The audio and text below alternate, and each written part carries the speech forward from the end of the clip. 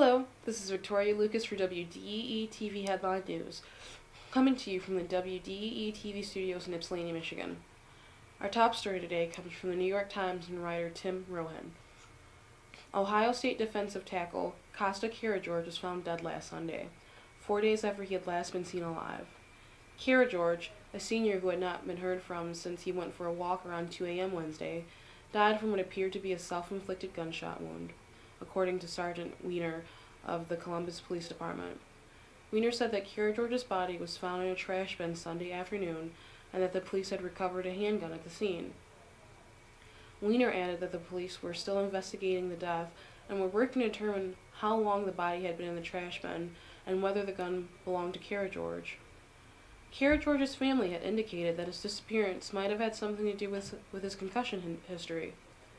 He reportedly sent a text message to his mother apologizing if he had been an embarrassment and blaming concussions. In a phone interview on Friday, his older sister, Sophia George, said he had sustained a concussion as recently as September and had at least 4 or 5 concussions in his life. Sophia George also praised Ohio State in its handling and treatment of her brother when he sustained a concussion. Ohio State issued a statement saying that the athletic department was shocked and saddened to learn today of the death of student-athlete Costa George, a senior from Columbus. The athletic department also stated, "Our thoughts and prayers are with the George family and those who knew him during this most difficult time." More on this story can be found on the local news feeds link on our website, WDEE-TV.com. Coming up next, Michigan woman arrested with gun outside the White House returns home after her release. At Morgan Taylor, buy 2 suits, get a 3rd suit free. Morgan Taylor is located at 133 West Michigan Avenue in Ypsi. Clothing and accessories for men, women, and children at Morgan Taylor. Open Monday through Saturday, 10 a.m. to 6 p.m. Call 734-221-0296. Ask about layaways and in-store financing. At Morgan Taylor, buy 2 suits, get a 3rd suit free. Welcome back. This is Victoria Lucas for WDEE-TV Headline News, coming to you from the WDEE-TV studios in Ypsi, Michigan. Our next story today comes from MLive and writer Ron Fonger. April Dubois is back home, but she isn't talking about her arrest for carrying a pistol without a license outside of the White House last month. Dubois said, "I'm not interested in making any kind of comment. I don't want to speak about it." This was taken from the phone interview today from her home in Mount Morris Township. Dubois was released on a personal recognizance bond last week by Associate Washington, D.C. Superior Court Judge Patricia A. Broderick, who required that she attend mental health screenings in Michigan, participate in a prescribed treatment plan, and maintain her prescriptions, according to court records. Broderick also ordered that she remain in her uncle's custody while released. Dubois is charged with carrying a pistol without a license, a felony that carries a maximum of 5 years in prison. She was arrested by Secret Service agents, who say they spotted her demonstrating outside the White House on November 20th while wearing a holstered, purple and silver 9mm handgun on her hip. The Secret Service claims that Dubois was demonstrating along the north fence of the White House shortly after President Barack Obama finished a national address on immigration before a plainclothes agent spotted her gun. Dubois' appointed public defender, Lula Hagos, has declined to comment on the case, but her mother told the Flint Journal MLive last week that Dubois is a sweet person who had no intention of hurting the president. More on this story can be found on the local newsfeed links on our website, WDEE-TV.com. Coming up next, Ypsilanti Police Chief requests $54,000 for body-worn cameras and equipment upgrades.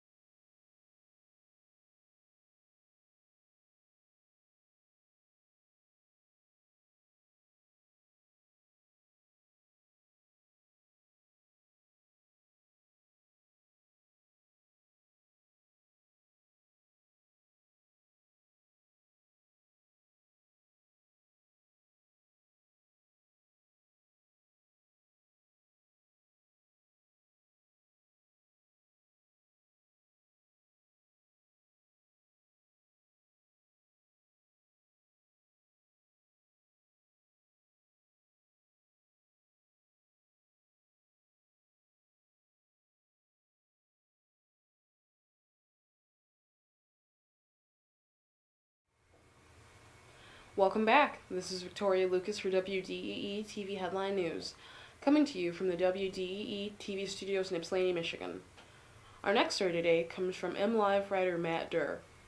Ypsilanti City Council will discuss a resolution Tuesday night to approve upgrading in-car camera equipment for the Ypsilanti Police Department and to purchase body cameras that would be worn by officers while on patrol.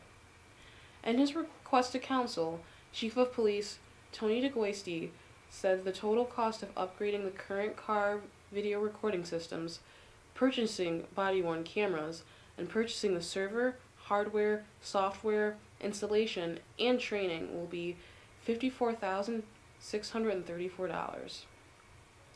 As part of the purchase, 15 body cameras will be included, and the service contract for those cameras will be provided by L3 Mobile Vision Incorporated, the company that Ypsilanti Police Department will purchase the equipment from, at no additional charge for 3 years. DeGoisty wrote to City Council that he began looking into the upgrade about a year ago when the department had a problem with the server that downloads videos from patrols. There were also issues with the system the department used to copy and produce CDs and was in need of an upgrade. After evaluating several options, DeGoisty said L3 provided the best option to upgrade their equipment and secure the body cams while coming in below state bid level pricing. He also said L3 was including some of the equipment at no cost. DeGoisty also said that once he began looking at replacing the equipment in need of upgrades, he also started looking into the body-worn cameras for his officers. Last month, the Washtenaw County Sheriff's Office announced its deputies would begin wearing body cameras. Ann Arbor City Council has also discussed the idea of using body cameras for its officers. Talks about the need for body cameras picked up following a shooting on November 9th, where an Ann Arbor police officer killed a woman who was believed to have had a knife in her hand as she approached the officer. In order to pay for the project, DeGoisty suggested $33,322 from the department budget will be used, along with $15,340 grant and $5,972 from the drug forfeiture account. The Ypsilanti City Council meeting is scheduled to begin at 7 p.m. Tuesday at City Hall.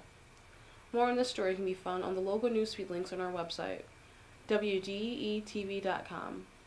Coming up next, a free shuttle service is making its debut in January.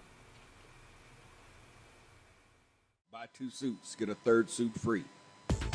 Morgan Taylor is located at 133 West Michigan Avenue in Ypsilanti. Clothing and accessories for men, women, and children at Morgan Taylor. Open Monday through Saturday, 10 a.m. to 6 p.m.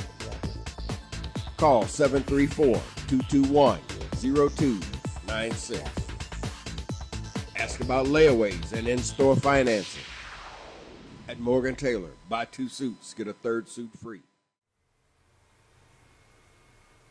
Welcome back. This is Victoria Lucas for WDEE-TV Headline News, coming to you from the WDEE-TV studios in Ypsilanti, Michigan. Our next story today comes from Chelsea Update and writer Lisa Carolyn. Beginning in January, the WAVE, Western Washtenaw Area Value Express, free shuttle service will expand to include both morning and afternoon service in Chelsea. The Chelsea Community Ride Shuttle is free and stops at locations along the route between major bus stops. The number of loops will increase from 3 to 6 daily. Another change coming is that all the buses will say WAVE on them. The currently used Chelsea Retirement Community, CRC bus, will be retired. WAVE, which has its headquarters in Chelsea, works in partnership with the CRC, which provides office space for WAVE employees. Michelin Pollock, executive director of WAVE, stated, "The WAVE is not only for senior citizens. This is for everyone. We transport people to work, to school, for any purpose. Transportation is named as one of the most important elements in keeping a person healthy, employed, and empowered to live their life as they would like to live." WAVE was created in 1976 as a non-profit organization that provides affordable transportation to older adults, persons with disabilities, and other transit-dependent people in Western Washtenaw County. Half of WAVE's budget is raised from cities and townships, personal donations and grants, and the other half comes from the AATA for what is called rural funding. WAVE began with one van and now has a fleet of 10 vehicles, 7 buses, 2 raised roof vans, and 1 ramped minivan. In 1976, Leaf provided 8,500 rides a year. In 2013, that number was 44,373 rides. Pollock says that the need just keeps growing for public transportation. More on this story can be found in the local newsfeed links on our website, WDEE-TV.com. Coming up next, Michigan football season attendance dips to number 3 nationally, per Big Ten.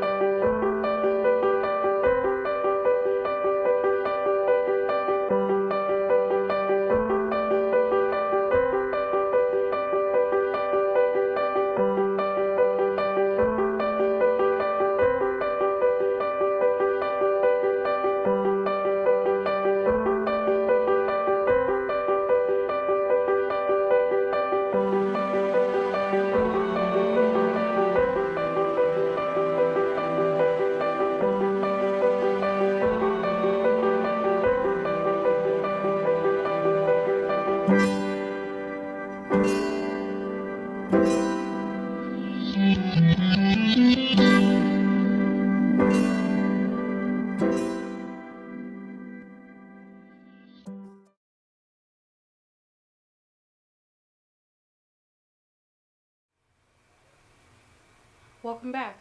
This is Victoria Lucas for WDEE-TV Headline News, coming to you from the WDEE-TV studios in Ypsi, Michigan. Our next story today comes from MLive writer Nick Baumgardner. Michigan's football program fell from its long-standing perch as the nation's attendance leader this season. For the first time since 1997, Michigan did not lead the nation in average home football attendance, as the Wolverines drew an average of 104,909 during their 5-7 2014 season, per the Big Ten Conference that ranks Michigan number 3 nationally. Ohio State led the country this season with an average home attendance number of 100,296. Texas A&M was number 2 at 100,005 and 122 per game. The drop in attendance for Michigan has been well documented this season, as the program was constantly on the edge of missing its standard of at least 100,000 tickets sold for nearly every home game this season. Only the Penn State game featured a crowd near the building's capacity. In the end, Michigan reported an average drop of 6,683 fans per game this season, as last year's average worked out to 111,592 per home contest. Michigan Stadium appeared much more spacious than usual almost every game this season, but Michigan has still reported a paid attendance number of 100,000 in each game. Michigan claims a streak of 258 games straight with at least 100,000 people inside its stadium for home football games, a run that has now spanned 39 years. More on this story can be found in the local newsfeed links on our website, WDEE-TV.com. For WDEE-TV Headline News, this has been Victoria Lucas saying, don't forget to like us on Facebook, don't forget to follow us on Twitter, and don't forget to subscribe to our Headline News on our YouTube channel. All social media links are WDEE-TV. At Morgan Taylor, buy 2 suits, get a 3rd suit free. Morgan Taylor is located at 133 West Michigan Avenue in Ypsi. Clothing and accessories for men, women, and children at Morgan Taylor. Open Monday through Saturday, 10 a.m. to 6 p.m. Call 734-221-0296. Ask about layaways and in-store financing. At Morgan Taylor, buy 2 suits, get a 3rd suit free.